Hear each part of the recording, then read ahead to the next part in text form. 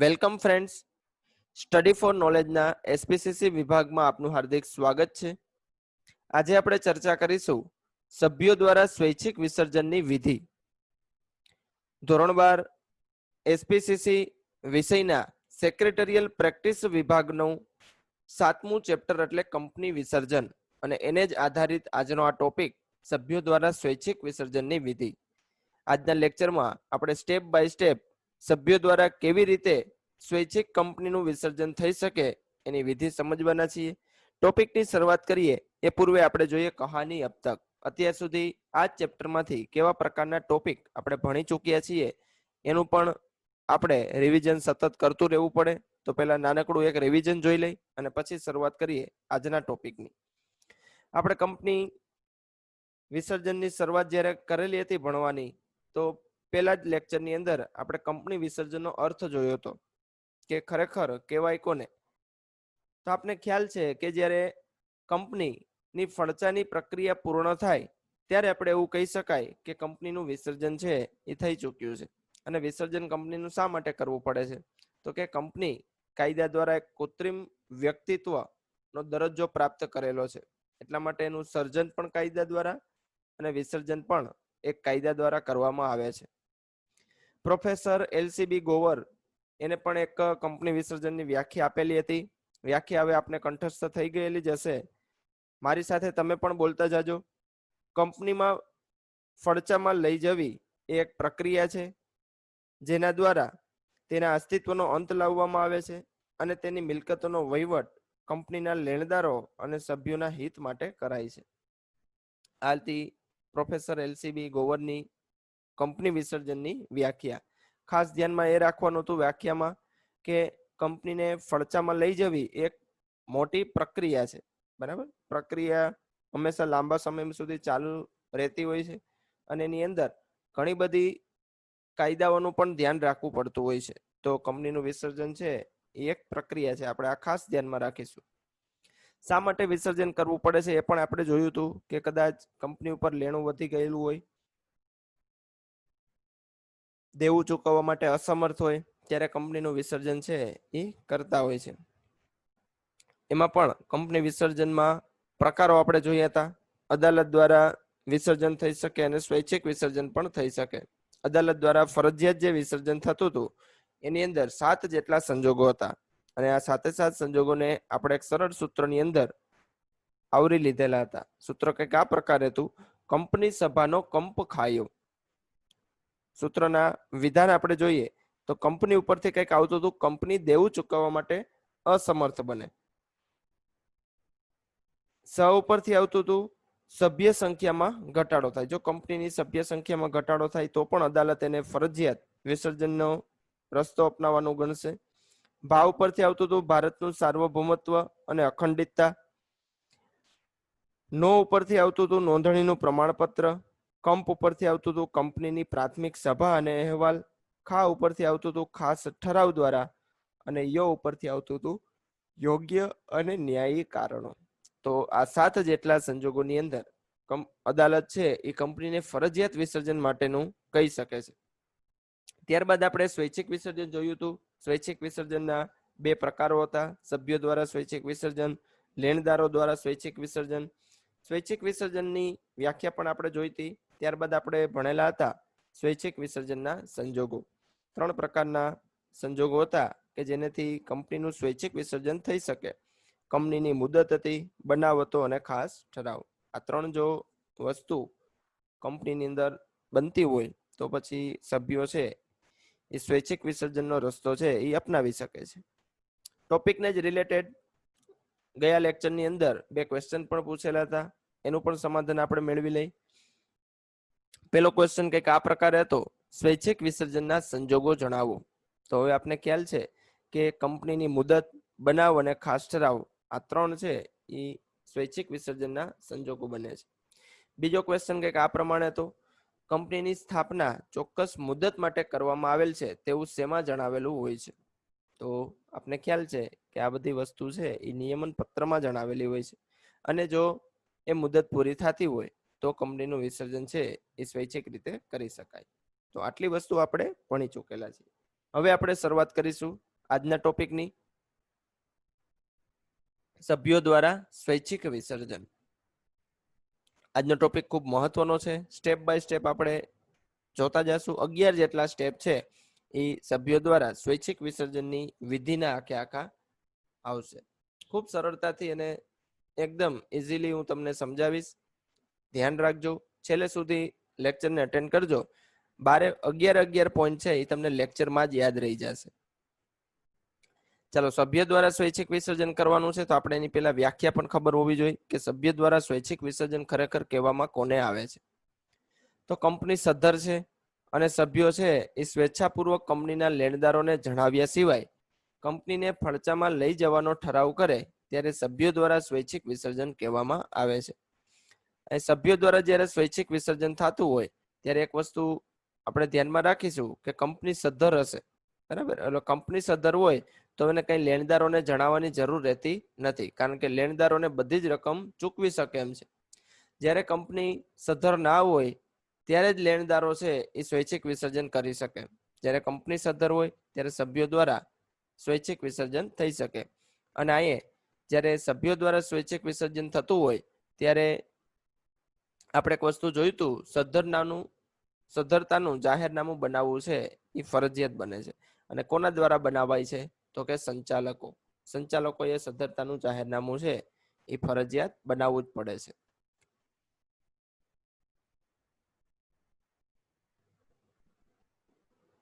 તો આ થઈ ગયું સભ્યો દ્વારા સ્વૈચ્છિક વિસર્જન. હવે આપણે જોઈએ સ્ટેપ બાય સ્ટેપ એની વિધિ. ચાલો, સભ્યો દ્વારા સ્વૈચ્છિક વિસર્જન અથવા તો ફડચામાં લઈ જવા માટેની વિધિનું પહેલું સ્ટેપ આવે છે સદ્ધરતાનું જાહેરનામું, ડિક્લેરેશન ઓફ સોલ્વેન્સી. બરાબર. જ્યારે પણ સભ્યો દ્વારા સ્વૈચ્છિક વિસર્જન કરવું હોય ત્યારે પહેલું સ્ટેપ આવે છે સંચાલકોએ સદ્ધરતાનું જાહેરનામું બનાવવું.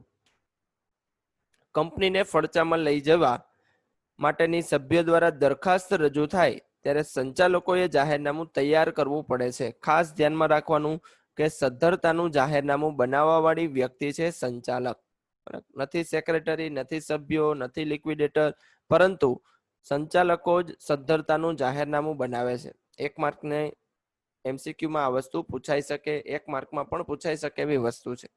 ક્યારે જાહેરનામું તૈયાર કરવું પડે તો કે સભ્યો દ્વારા જ્યારે દરખાસ્ત રજૂ થાય ત્યારે. ત્યારબાદ તેને કંપની રજિસ્ટ્રાર સમક્ષ નોંધવું પડે છે. ચાલો, સદ્ધરતાનું જાહેરનામું તૈયાર થઈ ગયું. ત્યાર પછી બીજું સ્ટેપ કે આ જ સદ્ધરતાનું જાહેરનામું છે એ કંપની રજિસ્ટ્રાર સમક્ષ એને નોંધવું પડે છે. કંપનીમાં બહુમતી ધરાવતા સંચાલકોને સોગંદનામા પર સદ્ધરતાનું જાહેરનામું તૈયાર કરવું પડે છે. બરાબર. જે સંચાલકોનો પક્ષ મોટો હોય એ પક્ષોએ સોગંદનામા ઉપર છે આ સદ્ધરતાનું જાહેરનામું છે એ બનાવવાનું જરૂરિયાત પડે છે. બરાબર. સિમ્પલ ડોક્યુમેન્ટમાં નહીં, પરંતુ જે પણ સ્ટેમ્પ પેપર છે આ સ્ટેમ્પ પેપર ઉપર આ સદ્ધરતાનું જાહેરનામું બનાવવું પડે અને એની નોટરી કરાવવી પડે, ત્યારે સોગંદનામું થયું ગણાય. જો કાયદા મુજબ સંચાલકોએ સદ્ધરતાનું જાહેરનામું તૈયાર કર્યું ન હોય તો કંપની ફડચામાં લઈ જવાની તમામ કાર્યવાહી રદ કરવામાં આવે છે. જે પણ કાયદા અનુસાર વિધિ સદ્ધરતાનું જાહેરનામું બનાવવા માટે અનુસરવી પડે એ જો સંચાલકો અનુસરતા ના હોય તો રજિસ્ટ્રાર છે એ નોંધણી કરશે નહીં અને જે પણ કાર્યવાહી છે ફડચાની એને રદ કરવામાં આવશે. તો સદ્ધરતાનું જાહેરનામું બનાવવું એ પહેલું સ્ટેપ છે. સદ્ધરતાનું જાહેરનામું બનશે પછી જ કંપનીની ફડચાની વિધિ આગળ વધશે. ચાલો, સદ્ધરતાનું જાહેરનામું બની ગયેલ છે. હવે બીજું સ્ટેપ આપણે જોઈએ. બીજું સ્ટેપ આવશે ઠરાવની જાહેરાત. ઠરાવ. બરાબર. હવે સદ્ધરતાનું જાહેરનામું તૈયાર થઈ ગયું છે તો કંપનીના સંચાલકો છે એ સભ્યોની સામાન્ય ઠરાવ સભા બોલાવે છે અને સભામાં કંપનીને ફડચામાં લઈ જવાનો ઠરાવ પસાર કરવામાં આવે છે. સંચાલકો દ્વારા જ કંપનીની સામાન્ય સભા બોલાવશે અને એની અંદર કંપનીને ફડચામાં લઈ જવાનો ઠરાવ પસાર કરશે. બરાબર. પહેલા જોયું હતું માત્ર પ્રસ્તાવ રજૂ થયો હતો, હવે પ્રસ્તાવને ઠરાવનું રૂપ પણ આપવું પડશે. જો ઠરાવ બનશે પછી જ એની કાર્યવાહી આગળ વધશે અને ઠરાવ બનાવવા માટે મતદાનની જરૂર પડશે અને મતદાન કરવા માટે કંપનીની સભા બોલાવવી જરૂરી છે. એટલા માટે સંચાલકો જ સામાન્ય સભા બોલાવશે અને સામાન્ય સભાની અંદર આ ફડચામાં લઈ જવાનો ઠરાવ પસાર થાય છે. ચાલો તો બીજું સ્ટેપ આપણે યાદ રાખશું, ઠરાવ. ત્યારબાદ ત્રીજું સ્ટેપ આવે છે ઠરાવની જાહેરાત. ઠરાવ પસાર થઈ ગયો છે તો સભ્યોને જ અત્યાર સુધી જાણ હતી. હવે આપણે બધા શેર હોલ્ડરોને પણ જાણ કરવી પડે. એનાઉન્સમેન્ટ ઓફ રિઝોલ્યુશન, કે ઠરાવ આવી રીતનો કંપનીનું વિસર્જનનો પસાર થયેલો છે. તો કઈ જગ્યાએ આપણે જાહેરાત કરી શકીએ? તો કે કંપની જે પણ રજિસ્ટર ઓફિસ જે જિલ્લાની અંદર આવેલી હોય એ જિલ્લાના ન્યૂઝપેપરની અંદર આ ઠરાવની જાહેરાત કરવી પડે. બરાબર, તો આ પણ આપણે ખાસ ધ્યાનમાં રાખીશું કે ન્યૂઝપેપરની અંદર હવે કંપનીની ઠરાવની જાહેરાત કરવાની છે. કંપનીને ફડચામાં લઈ જવા અંગેના ઠરાવ પસાર થયા બાદ 14 દિવસમાં કંપનીની રજિસ્ટર્ડ ઓફિસ જે જિલ્લામાં આવેલી હોય તે જિલ્લાના વર્તમાન પત્રમાં જાહેરાત કરવી પડે છે. તો ખાસ આ વસ્તુ આપણે નોંધી જ લઈશું, અંડરલાઈન બુકની અંદર કરી જ લેવાની છે કે ઠરાવ પસાર થઈ ગયો એ દિવસથી લઈને 14 દિવસની અંદર જ કઈ જગ્યાના ન્યૂઝપેપરમાં આપણે જાહેરાત આપવી પડે? તો કંપનીની રજિસ્ટર્ડ ઓફિસ જે જિલ્લામાં આવેલી હોય એ જિલ્લાના વર્તમાન પત્રની અંદર તમારે જાહેરાત આપવી પડે. ધારો કે કોઈ કંપનીની રજિસ્ટર્ડ ઓફિસ છે એ ધારો કે જામનગરની અંદર આવેલી છે, તો કંપનીએ ઠરાવની જાહેરાત છે એ માત્ર ને માત્ર જામનગર જિલ્લામાં જે પણ ન્યૂઝપેપર આવતા હોય એ ન્યૂઝપેપરની અંદર એને જાહેરાત આપવી પડશે. બરાબર, ગુજરાતના બીજા કોઈ રાજ્યની કોઈ જિલ્લાની અંદર જાહેરાત નહીં આપે તો ચાલશે, પરંતુ જામનગર જિલ્લાની અંદર રજિસ્ટર ઓફિસ આવેલી છે એટલા માટે એને જામનગર જિલ્લાના ન્યૂઝપેપરની અંદર આ ઠરાવની જાહેરાત આપવી જરૂરી છે, જેથી કરીને શેર હોલ્ડરોને ખબર પડે કે કંપની વિસર્જન થઈ રહ્યું છે. લેણદારોને પણ ખબર પડે, કારણ કે અહીંયા માત્ર સભ્યોની સભા બોલાવેલી હતી. આપણે લેણદારોને જાણ પણ કરવાની નહોતી જ્યારે ઠરાવ પસાર કરતા હતા ત્યારે.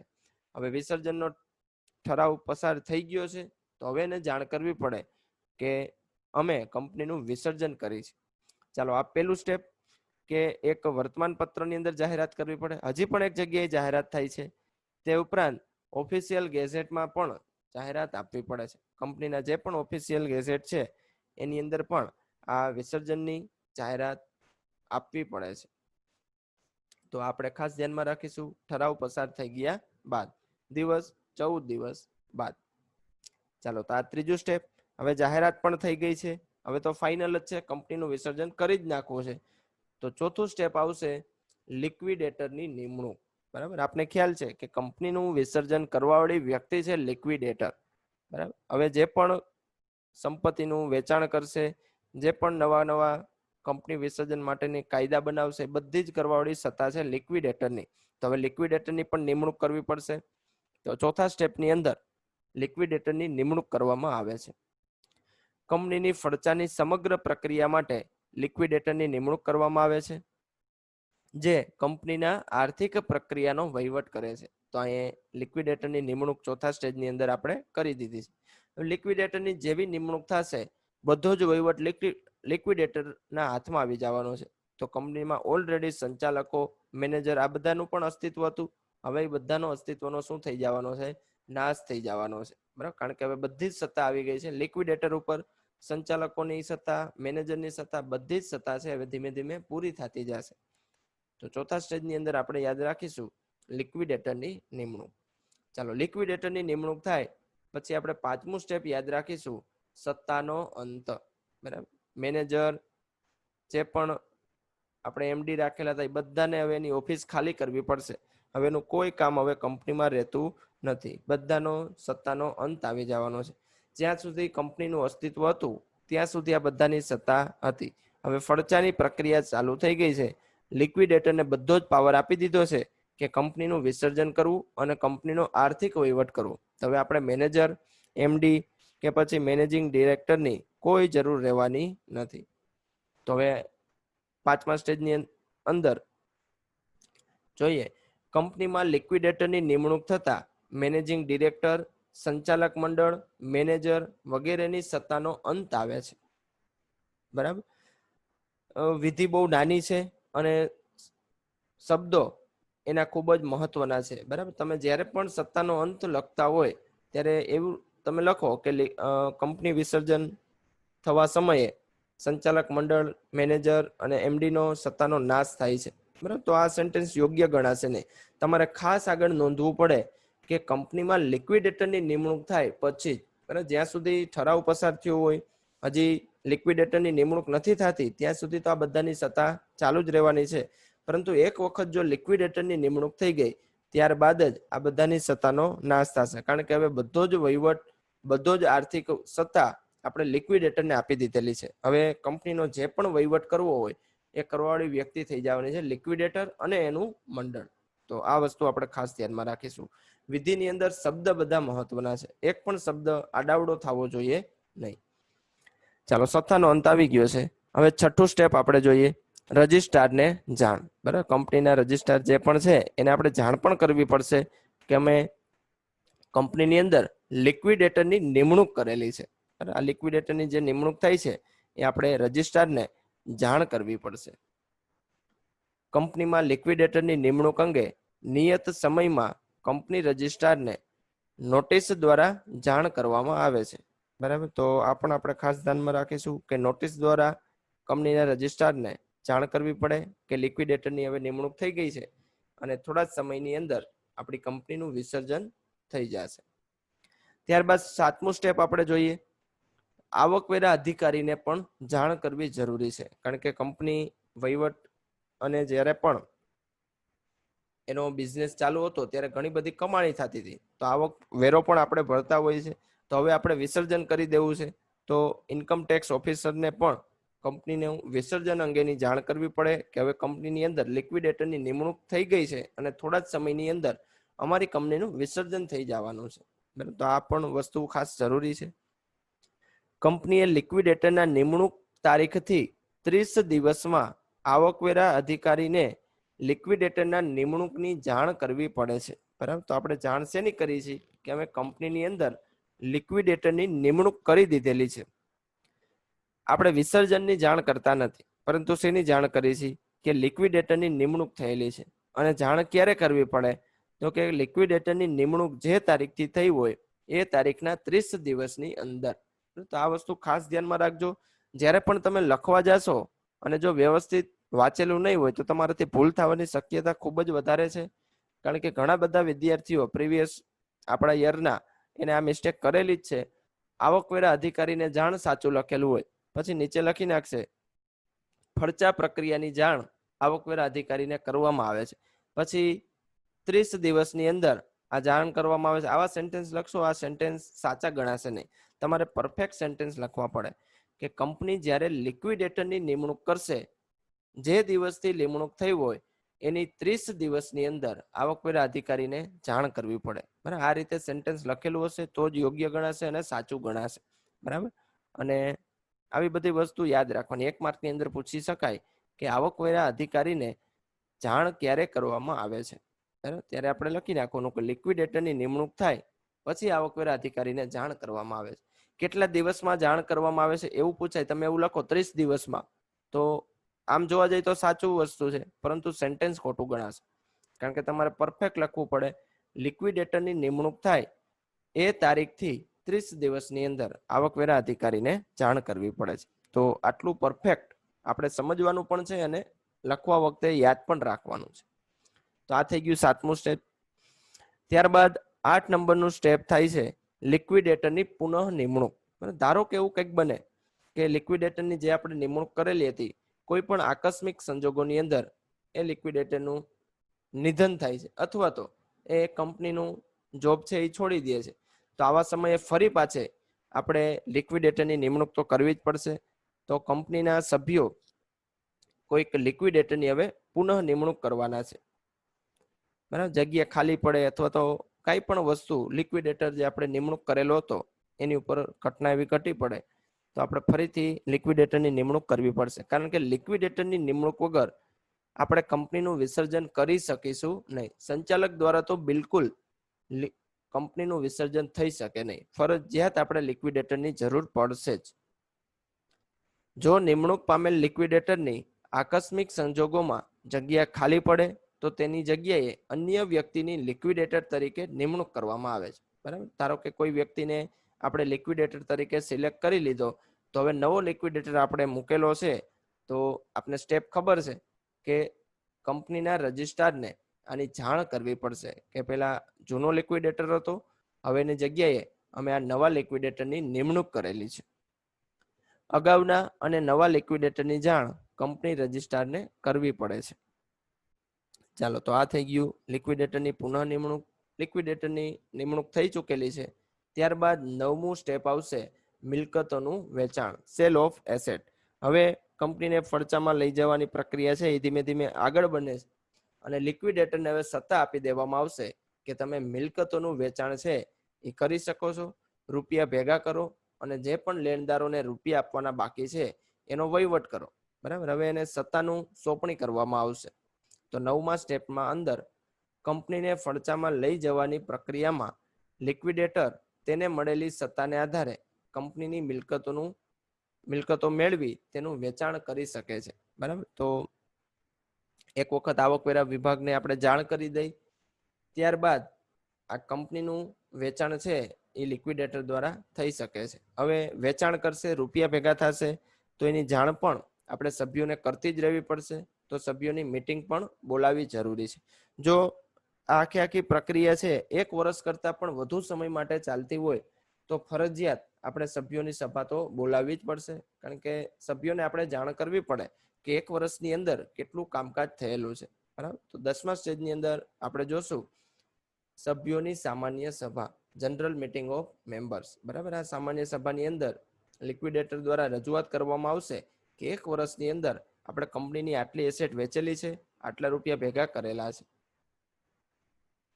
કંપનીને ફડચામાં લઈ જવાની પ્રક્રિયા જો 1 વર્ષ કરતા વધુ સમય માટે ચાલુ રહે તો લિક્વિડેટર દર વર્ષના અંતે સભ્યોની સામાન્ય સભા બોલાવે છે. બરાબર, તો આ સંજોગો આપણે યાદ રાખીશું કે જો ફડચાની પ્રક્રિયા 1 વર્ષ કરતા વધુ સમય માટે ચાલુ રહે. આપને ખ્યાલ છે કે ફડચામાં લઈ જવી એક પ્રક્રિયા છે, લાંબા સમય સુધી ચાલતી હોય છે. એવું નથી હોતું કે આજે લિક્વિડેટરની નિમણૂક કરી અને કાલે બધી જ મિલકત વેચી નાખે અને એના પછીના દિવસે એ લેણદારોને આપી દે. ઘણી બધી કાયદાની પ્રોસિજર ફોલો કરવી પડે છે અને એ પ્રોસિજર ફોલો કરતા કરતા કદાચ 1 વર્ષ કરતા પણ વધારે સમય જતો રહે છે. જ્યારે વર્ષ પૂરું થવાનું હોય એના છેલ્લા મહિનાની અંદર લિક્વિડેટરે સામાન્ય સભા બોલાવવી પડે છે. બરાબર, તો વર્ષના અંતે જે સામાન્ય સભા બોલાવવાની જરૂરિયાત પડે છે એ કોના દ્વારા બોલાવાય છે? તો કે લિક્વિડેટર દ્વારા. કારણ કે સંચાલકોની સત્તા છે હવે જતી રહી છે. જ્યારથી લિક્વિડેટરની નિમણૂક થઈ, સંચાલકોની સત્તા ગઈ. જ્યાં સુધી લિક્વિડેટરની નિમણૂક નહોતી થઈ ત્યાં સુધી સભા બોલાવવાનું કાર્ય કોણ કરતું હતું? તો કે સંચાલક. હવે સભા બોલાવવાનું કાર્યવાહી કરવાની છે લિક્વિડેટરની. તો આ વસ્તુ આપણે ખાસ ધ્યાનમાં રાખીશું. ક્યારે બોલાવવી પડે? સંજોગો યાદ રાખવાનો કે ફડચામાં લઈ જવાની પ્રક્રિયા છે 1 વર્ષ કરતા પણ વધારે સમય માટે ચાલુ રહે છે તો લિક્વિડેટરને છે દર વર્ષના અંતે સભ્યોની સામાન્ય સભા બોલાવવી પડે છે. અહીં શબ્દ વાપરેલો છે દર વર્ષના અંતે, એટલે આ લિક્વિડેટરની જે ફડચામાં લઈ જવાની પ્રક્રિયા છે એ 2 થી 3 વર્ષ માટે પણ કદાચ ચાલુ રહેતી હશે. સામાન્ય સભાની અંદર બધો અહેવાલ રજૂ કરશે કે અત્યાર સુધીમાં કેવા પ્રકારનું કંપનીનું વિસર્જન થયેલું છે, હિસાબો જે પણ આવેલા હોય, વેચાણ જે પણ થયેલું હોય, કેટલા રૂપિયા ભેગા થયેલા છે, લેણદારોને કેટલા રૂપિયા આપેલા છે, કેટલા રૂપિયા બચેલા છે, આ બધો જ ડિસ્કશન છે એ આ સામાન્ય સભામાં થતું હોય છે. બરાબર, કારણ કે સભ્યોનું હિત પણ આમાંની અંદર જોવાનું છે. સભ્યોને પણ આપણે એના ભાગ પ્રમાણે રૂપિયા આપવાના છે. લેણદારોને જ્યારે રૂપિયા ચૂકવાઈ જાય ત્યારે છેલ્લે એને હક એને મળતો હોય છે. ચાલો, આટલી વસ્તુ થાય પછી છેલ્લું સ્ટેપ આપણું 11મું આવે છે, વિસર્જન, ડિઝોલ્યુશન. હવે આપણે કંપનીને તાળા મારવાના છે, કારણ કે સામાન્ય સભા પણ બોલાવાઈ ગઈ છે, અહેવાલ પણ રજૂ થઈ ગયો છે અને ધારો કે કંપનીની જે મિલકત હતી એ મિલકત પણ હવે વેચાઈ ગઈ છે, રૂપિયા પણ ભેગા થઈ ગયા છે. તો છેલ્લું સ્ટેપ હવે આવે છે વિસર્જન. લિક્વિડેટર સભ્યોની સભા બોલાવીને ફડચાની પ્રક્રિયાનો અહેવાલ અને હિસાબો રજૂ કરે છે. જ્યારે પણ લિક્વિડેટરે બધી જ એસેટ વેચી દીધી હોય, હવે એને એવું લાગતું હોય કે હવે લેણદારોને પણ રૂપિયા ચૂકવાઈ ગયા છે અને છેલ્લું સ્ટેપ હોય ત્યારે છેલ્લી વખત લિક્વિડેટર છે હવે સભ્યોની એક સામાન્ય સભા બોલાવશે. આખી ફડચાનો પ્રક્રિયાનો જે અહેવાલ, હિસાબ, આ બધું જ રજૂ કરવામાં આવે છે. અહેવાલ જે પણ બનાવેલો હશે એ સભ્યોની સભાની અંદર રજૂ કરવામાં આવે છે. ત્યારબાદ સભાનો આ જ અહેવાલ ઓફિશિયલ લિક્વિડેટરને મોકલવામાં આવે છે. બરાબર, જે પણ લિક્વિડેટર હતો ઓફિશિયલ, એને આ અહેવાલ આખો મોકલવામાં આવે છે. અહેવાલની ચકાસણી કરશે. પછી ઓફિશિયલ લિક્વિડેટર અહેવાલને આધારે પોતાનો મત ટ્રિબ્યુનલને જણાવે છે. ટ્રિબ્યુનલનો અહીંયા કઈ રોલ આવતો નથી, કારણ કે સ્વૈચ્છિક વિસર્જન છે, પરંતુ આપણે એને જાણ કરવી પડે, અદાલતને જાણ કરવી જ પડે, કારણ કે કાયદો જ્યારે પણ આવશે શબ્દ, ત્યારે અદાલત પણ સાથે જ ચાલવાની છે. બરાબર, તો ટ્રિબ્યુનલને જાણ કરી દીધેલી છે લિક્વિડેટરને કે અમે હવે કંપનીનું વિસર્જન કરવાના છીએ. તો ટ્રિબ્યુનલ પણ યોગ્ય નિર્ણય લઈ કંપનીના વિસર્જનનો હુકમ આપે છે. બરાબર, અહીંયા જો હુકમ આપી જ દીધેલો છે, કારણ કે સભ્યો દ્વારા ઓલરેડી કંપનીનું વિસર્જન કરવું એ નક્કી થઈ ગયેલું છે. એટલા માટે અદાલત છે એ ક્યારેય આ વિસર્જનને નકારી શકે નહીં. બરાબર, કંપનીનું ફરજિયાત હવે અહીં વિસર્જન થઈ જ જવાનું છે, કારણ કે આ વિધિ છે સભ્યો દ્વારા સ્વૈચ્છિક વિસર્જન. એટલા માટે અદાલત ક્યારેય આ વિસર્જનને અટકાવી શકતી હોતી નથી. તો આ છેલ્લું સ્ટેપ, અને આ સમયે હવે કંપનીનું થઈ જશે વિસર્જન. કંપનીએ તાળું મારી દેવું પડશે. હવેનો ધંધો છે એ સમેટી લીધો છે. તો આટલા સ્ટેપ ફોલો કરીએ ત્યારે સભ્યો દ્વારા છે એ સ્વૈચ્છિક વિસર્જન થતું હોય છે. ફરી પાછા સ્ટેપ તમને હું યાદ કરાવી દઉં, એક પછી એક. પહેલું સ્ટેપ હતું સદ્ધરતાનું જાહેરનામું. સદ્ધરતાનું જાહેરનામું બનાવવું જરૂરી છે. બનાવશે કોણ? તો કે સંચાલકો દ્વારા બનતું હોય છે. ક્યારે બનાવવું પડે? તો કે સભ્યો દ્વારા જ્યારે પ્રસ્તાવ રજૂ થાય છે ત્યારે. ચાલો, સદ્ધરતાનું જાહેરનામું બની ગયું, એને વ્યવસ્થિત સોગંદનામું પણ થઈ ગયું. પછી શું કરવું પડે? ઠરાવ પસાર કરવો પડે. ઠરાવ શા માટે પસાર કરવો પડે? કારણ કે સભ્યોએ માત્ર પ્રસ્તાવ રજૂ કરેલો હતો, હવે એને ઠરાવનું રૂપ આપવું પડે. તો ઠરાવ પસાર કરવા માટે શું કરવું પડે? તો કે કંપનીની સભા બોલાવવી પડે. તો મેનેજર છે અથવા તો સંચાલક કંપનીની સામાન્ય સભા બોલાવશે અને એની અંદર ઠરાવ પસાર થશે. હવે ઠરાવ પણ પસાર થઈ ગયો છે. આ ઠરાવની જાહેરાત પણ કરવી પડે. તો જાહેરાત ક્યાં કરવામાં આવે? તો કે જે જગ્યાએ કંપનીની રજિસ્ટર ઓફિસ આવેલી હોય એ જિલ્લાની અંદર આપણે વર્તમાન પત્રની અંદર ઠરાવની જાહેરાત કરીશું. તો આ ત્રીજું સ્ટેપ થઈ ગયું, ઠરાવની જાહેરાત. ચાલો, ઠરાવ પસાર થઈ ગયો, જાહેરાત પણ થઈ ગઈ છે. હવે ચોથું સ્ટેપ આવે છે લિક્વિડેટરની નિમણૂક, કારણ કે કંપનીનું વિસર્જન કરવાવાળી વ્યક્તિ છે લિક્વિડેટર. તો ચોથા સ્ટેજની અંદર આપણે કંપનીનું લિક્વિડેટરની નિમણૂક કરશું અને બધો જ આર્થિક વહીવટ છે એને આપી દેવાના છે. ચાલો, લિક્વિડેટરની નિમણૂક થઈ જશે એટલે સીધું જ સત્તાનો અંત થવાનો છે. કોની સત્તા જતી રહેવાની છે? તો કે સંચાલકો છે, મેનેજિંગ ડિરેક્ટર છે, મેનેજર, આ બધાની સત્તા હવે ગઈ, એને ઘર ભેગું થઈ જવું પડે. ત્યારબાદ સત્તાનો અંત પણ થઈ ગયો. હવે શું કરવું પડે? રજિસ્ટ્રારને જાણ કરવી પડે. કોની જાણ કરવાની? તો કે અમે લિક્વિડેટરની નિમણૂક કરી દીધેલી છે, આવી જાણ કરી દીધી. હજી કોકને જાણ કરવી પડે છે. કોને? તો કે આવકવેરા અધિકારીને. ક્યારે જાણ કરવી પડે? કે લિક્વિડેટરની નિમણૂક થાય એના 30 દિવસની અંદર આ આવકવેરા અધિકારીને આપણે જાણ કરી દેવી પડે છે. ચાલો, ત્યાર પછીનું ઓકેશનલ કેસની અંદર આવતું 8મું સ્ટેજ, એટલે કે લિક્વિડેટરની પુનઃ નિમણૂક. જે લિક્વિડેટરની આપણે નિમણૂક કરેલી છે, આકસ્મિક સંજોગોની અંદર કદાચ એની જગ્યા ખાલી પડે તો આપણે ફરી પાછો નવા લિક્વિડેટરની નિમણૂક કરવી પડે છે, અને આ જ લિક્વિડેટરની જાણ આપણે રજિસ્ટ્રારને કરવી પડે છે. ત્યાર પછી હવે લિક્વિડેટર છે એ મિલકતોનું વેચાણ કરશે અને ઘણા બધા રૂપિયા છે એ ભેગા કરી લેશે.